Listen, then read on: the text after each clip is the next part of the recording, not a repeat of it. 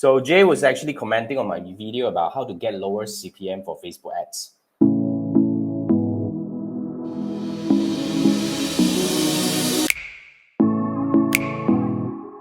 And Jay was saying, very good explanation. You were trying to lower your CPM the whole time because it's crazy high, but then you realize you're still getting good results. Yeah, so yes.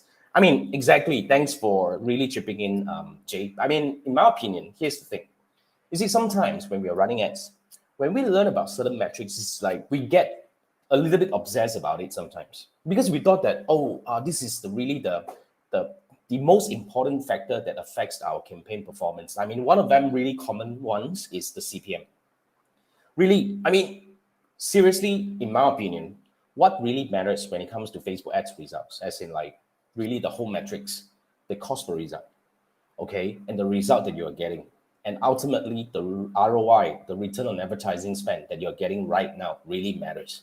You have a feeling, you know that, okay? I mean, if overall you're making money, we actually tolerate high CPM because you have to understand what is CPM.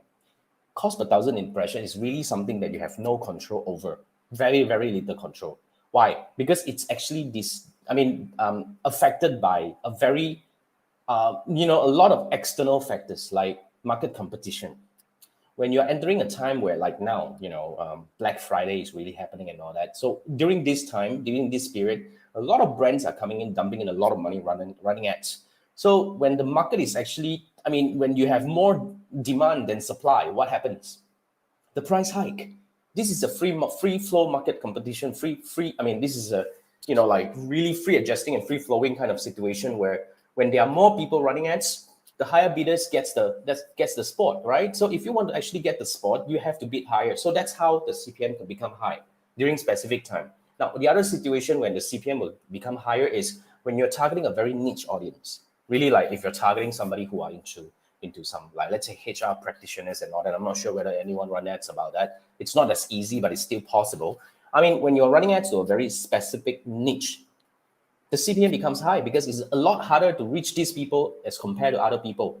It also affected by the objective that you're selecting. Let's say if you're targeting people to purchase, let's say if you're choosing sales objective, usually it's more expensive compared to just traffic objective. And of course, even cheaper one will be the engagement objective because it's a lot easier to reach people who are likely to take certain action. But we don't want to get into this thing that we call the analysis paralysis. You have to learn how to look at the numbers in a more objective way. We are not looking at just the CPM itself or the CTR itself or the cost per result itself. We need to actually look at the overall. Okay, why is your campaign working? Is it because of it? Usually, it's a combination of multiple metrics.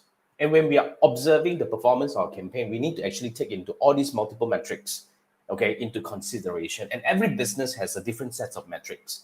You need to actually build yours. Like, for example, commonly when it comes to e-commerce, we know that the CTR and CPM are important. And we will actually look at the entire customer journey as well, like, like the number of landing page view, the number of product view, add to cart and all that. All these actually we have to crystallize it, build it up.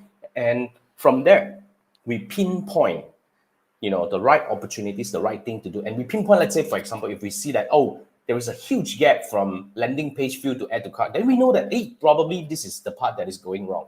Should we improve the landing page?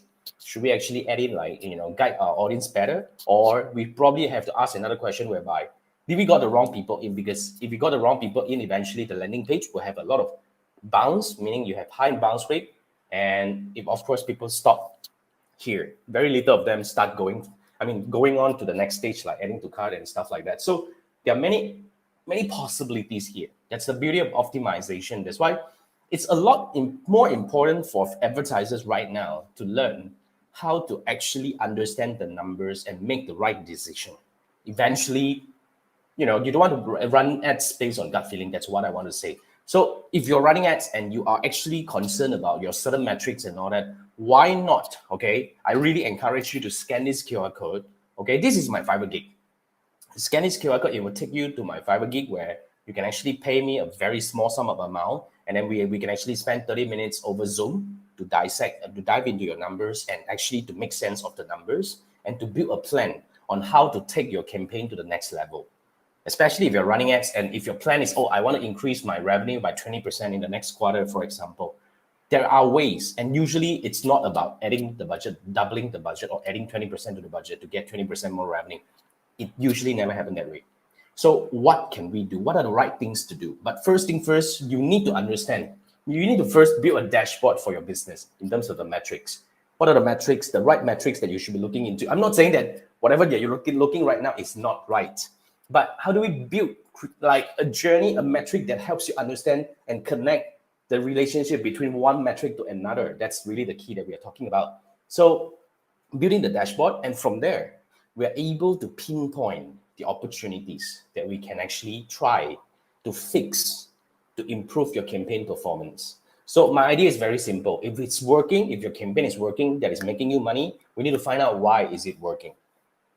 Yeah, I mean, then only we can capitalize on what's really working and make more money with it, right? If it's not working, then we need to know why is it not working. Because a lot of people, when the campaign is not working, what do they do? What do? You just pause the campaign and start fresh. But here's the thing. What have you learned from this one? What's the learning point? So how do you make sure that you're not making the same mistake in the future? So that's what I call advertising with gut feeling, which is risky. And what we really don't want is we don't want to actually start and get into this hamster wheel over and over again, and we are doing the same thing and expecting different results, which is not right, right? So yeah, finding out all this right thing you did or the mistake you did and fix them and build a dashboard, and then eventually, ultimately, build a plan to help you take your campaign to the next level. So that's what we do. So if you are running ads and if you want to take your campaign to the next level, scan this QR code and let's discuss how we can do this in a proper, planned, strategic way.